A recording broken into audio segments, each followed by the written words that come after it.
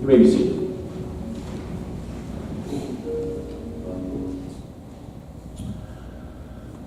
Well, we can maybe skip the children's sermon, unless someone objects to getting out of church a little early this morning.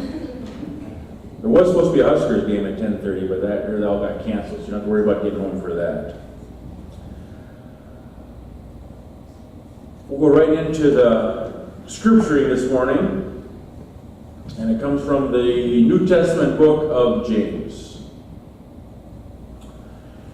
Every generous act of giving, with every perfect gift, is from above, coming down from the Father of lights, with whom there is no variation or shadow due to change. In fulfillment of his own purpose, he gave us birth by the word of truth, so that we would become a kind of first fruits of his creatures. You must understand this, my beloved. Let everyone be quick to listen, slow to speak, slow to anger, for your anger does not produce God's righteousness.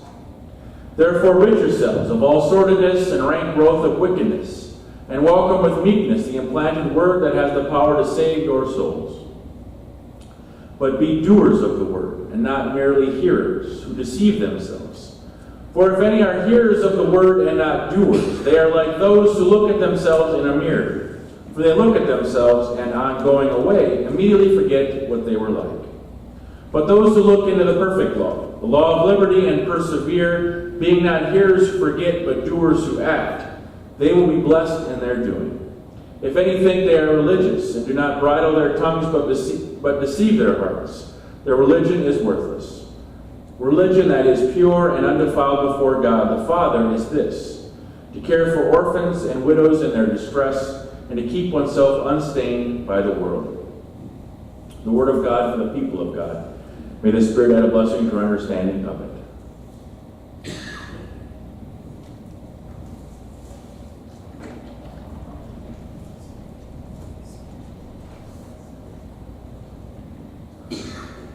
There is a lot in that passage from James.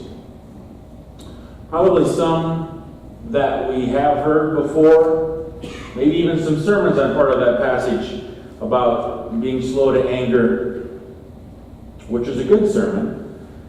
But there's some other important stuff in that passage too, and one of them is being doers and not just hearers.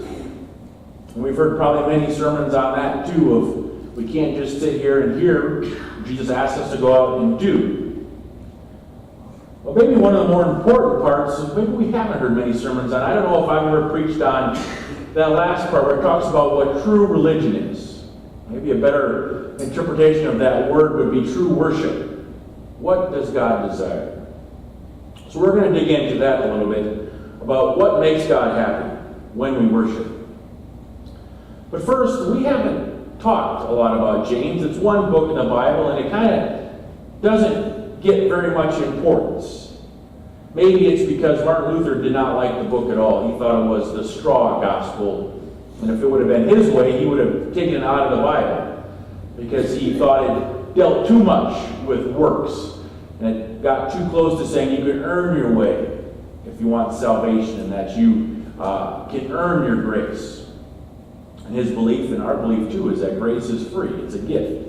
Salvation is something you earn. It's a gift that you are given freely and you must accept. But I think Martin Luther got it wrong a little bit in saying, and equating what James talks about here in doing and making sure your works follow your faith. He's not talking anything about righteousness or salvation or faith or about grace and earning it. He's saying, if you're truly faithful, how you live will reflect what you believe. But first, the importance of James.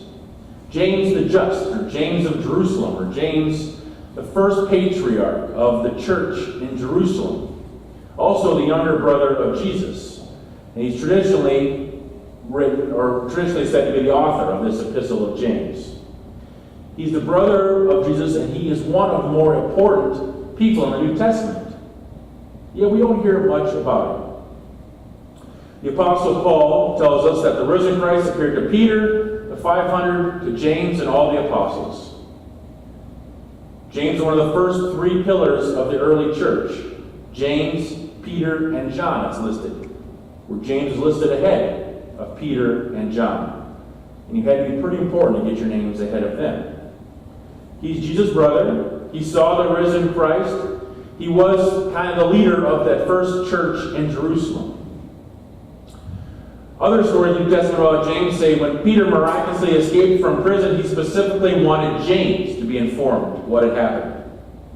When the first Christians in Jerusalem were having a debate about whether the new Gentiles had to be circumcised and had to follow Jewish law, he was the one that gave the answer. When Simon Peter for 15 days came and visited after his conversion, he saw no one else than James, the Lord's brother. There's a scholar named Josephus who was a historian during those times, and he lists the death of James in 62 when he was executed. Josephus doesn't record any other gospels being, or any other apostles being killed besides Simon Peter. I'm sharing with you this history to tell us that James is a big deal, an important apostle, a VIP, if you will, and what he has to say is fairly important. But we don't hear a lot about it, as I said, because partly Martin Luther didn't like the gospel. He thought it went too close to works and earning stuff. But I wonder if we don't talk about it a lot because it really kind of cuts to the heart a little bit of what we sometimes struggle to do as Christians. Anytime we start talking about living out what we believe and acting in the way we talk or what we believe in and being reflected in our lives, it gets to be a little bit personal, obviously. And sometimes it isn't easy to hear. But James says that truly faithful individuals are not known by what they say, but how they live. Wisdom is about being able to live well the truth that we believe. Eugene Peterson says that in the beginning of his introduction to the letter of James in his translation of The Message. He's writing about how we let God's Word have full effect in our lives. That's something that I think all of us want in our lives. How would we want God's Word to have full effect? How do we want our faith to influence our lives? How do we experience the full blessings that we want from God? Well, James gives us an answer. You see, the way God talks in the New Testament and the way that many of the letters are written to a bunch of those churches, we get Galatians and Philippians and Romans. The people, the new Christians, were struggling to live a life transformed and be active in their world. Jesus had given them new teachings. They had kind of a new way of living. And they were struggling with how do we fit this into our daily lives? How do we fit this into the culture? How do we be different? And that is kind of the same way it talks to us today. If we want God's words to have full effect in our lives, how does it affect the way we live? Does it affect the way we live? We're not supposed to come to a worship service. We're not supposed to read our Bibles or do devotions and think, well, that's interesting. Or get into some academic debate about what it means. If we want it to have full effect in our lives, it must transform the way we live. Our worldview has to change. Our whole way of seeing things has to change. You see, I think a theologian once said that, Karl Rahner, if you want to know who it was, said, it's our lifelong hope to become Christians. Not to just be Christians, as if at some point in our lives we're instantly transformed into Christians. You see, I think sometimes we get confused that we think, well, we already are Christians. One thing that's happened, here we are, we've arrived. When so many times, for myself, I'm still trying to become and live into what it means to be a Christian. It's something I have to do every day of my life. It's something I'll continue to learn every day of my life. Our faith should always be growing and changing and being challenged. It isn't something we just learned in Sunday school or we learned in church up until a certain point and all of a sudden we're done learning. Our faith is a vibrant, living thing that should be challenged, should change as we grow older, should be something that we take and want to change and grow and increase as we get older. And that is what James is challenging with us. If I were to say to you, what does the gospel value most? What do the teachings of Jesus and what does God value most? Some things might pop into your head. Believing in Jesus, maybe. believing in God, living the right way, following the Ten Commandments. Maybe those popped into your mind. Maybe the Beatitudes. Think about what our culture teaches that is valued the most. Usually it's what pops in your mind. You think of celebrity, you think of power, you think of wealth, you think of living right, bigger house, a bigger car, friends, family. Well, what really matters to God? James tells us what matters to God the most. That is the orphan, the widow, and the least among us. When we think about what matters to God, it doesn't matter what church you go to. It doesn't matter how well you can recite the Bible. It doesn't even matter how much you pray. It matters how well we care for the orphan, the poor, the needy, the most vulnerable in our society. And quite frankly, we don't do that well at all.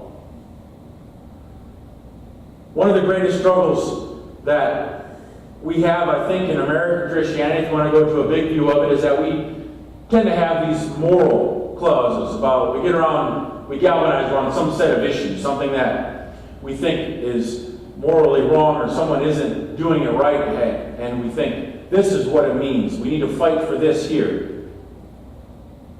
And it becomes who has the moral, who can argue from the Bible better about who's right or wrong around some issue. It can be any issue. It's changed from decade to decade over the years. But we turn our backs on these verses where it talks about humility as one of the greatest signs of a true Christian or a Christian. The widow and the orphan are more important than any dogma or fine theological point.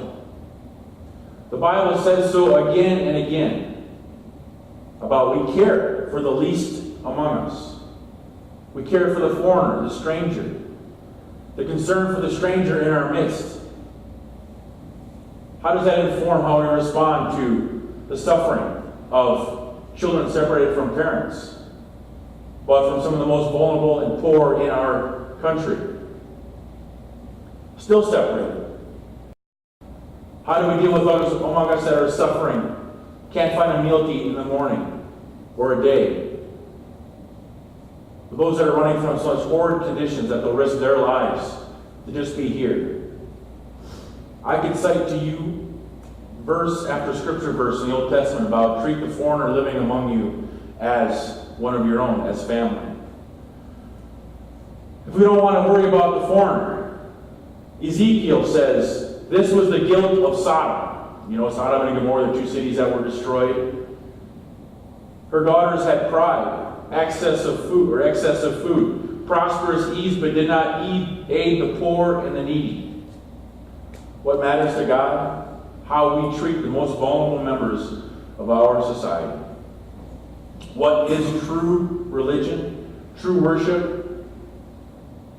Religion that is pure and undefiled? For James, that means how do we treat the least of these in our society? Old Testament is full of it. There were laws to let people glean on the corners of your fields, on the end rows of your fields mules, so they have something to eat. The Apostle Paul talks about genuine faith. He talks about charitable love, or love for the poor. The word agape that we've talked about before. Love for the poor and the suffering. But it would have been a lot easier if Paul just would have said, let's have genuine faith, which is family love, right? I can love most of my family. A great family, I have a good family. I can get along with, let's have love for our family. Or if Paul would have said, let's have friendship love, or brotherly love. I have good friends, I can love my friends. I like genuine faith to be active friendship love. That would have been easy. But that's not what Paul said. Paul said, let faith be active in charitable love. Love for the poor, the widows, the orphans, the oppressed, the starving people of life. Paul says that you cannot separate genuine faith from acts of charitable love. You cannot separate genuine faith from the love of people who are suffering, poor, and starving. If faith does not result in charitable love, you don't have faith. And James is telling us the same thing. True faith is active in works of love for orphans, widows, and needy. Now this is true religion, James says. Not that you say your Hail Marys, not that you use your prayer devotion time, not that you even go to worship Sunday morning. Sunday school is at 9 a.m.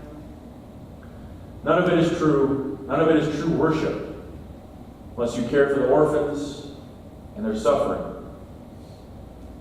That is the real worship of God. It's not a new issue facing the church or us. It's been an issue since the beginning of time. There's always been a problem not caring for the widows or the orphans or the most vulnerable among us. James was part of probably the richest church, or maybe one of the richest churches of this time, the church in Jerusalem. Surrounded with a wealthy congregation, wealthy people, and many of them just wanted to be there. I just want to believe in Jesus. I just want to worship. I like going to church. I love meeting Jesus there. I love worshiping. I love seeing all my friends in worship. Just let us worship and be with all our friends. But James is challenging them and us and saying that's not what real worship is. Jesus had a similar problem with the Pharisees. Remember, we read through the Gospels, Jesus always seemed to be in fights and arguments with the Pharisees. The Pharisees went to their synagogues every Friday night. They tithed. They knew their Bible forwards and backwards better probably than anybody. They did not care for the poor, the widows, the prostitutes, the beggars, the blind, the lepers, all the outcasts of their society who were suffering. They did not have true worship.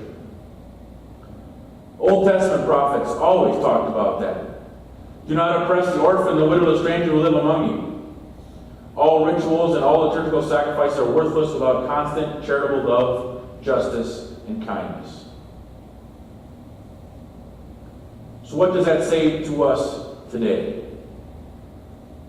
It should be a challenge in how we view the world, how we organize our lives, how we act. How do we treat the most vulnerable among us? The church, with a big C, has been very poor at welcoming with open arms.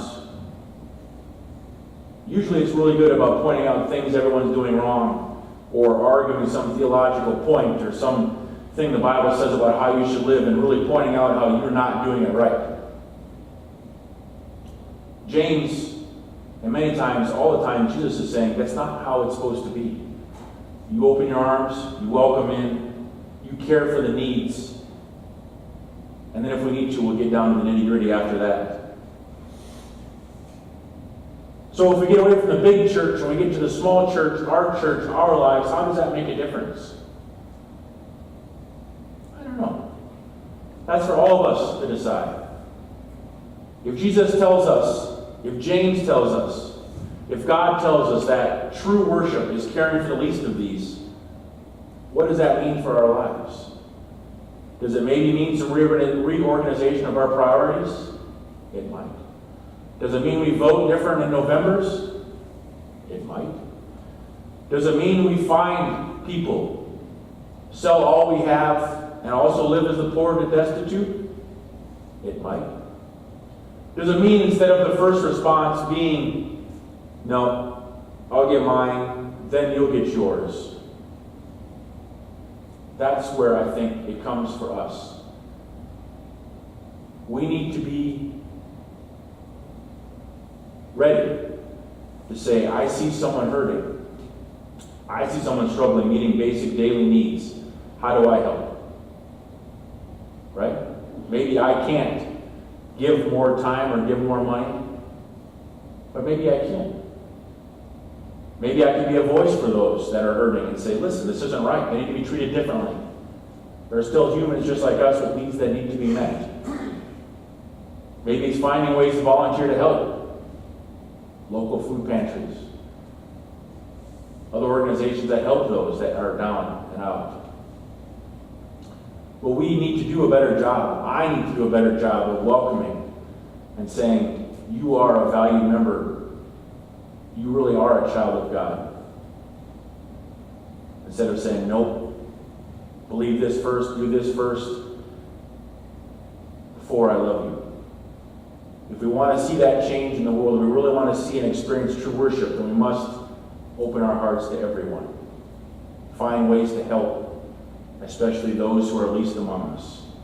Then we will experience an amazing transformation power from God.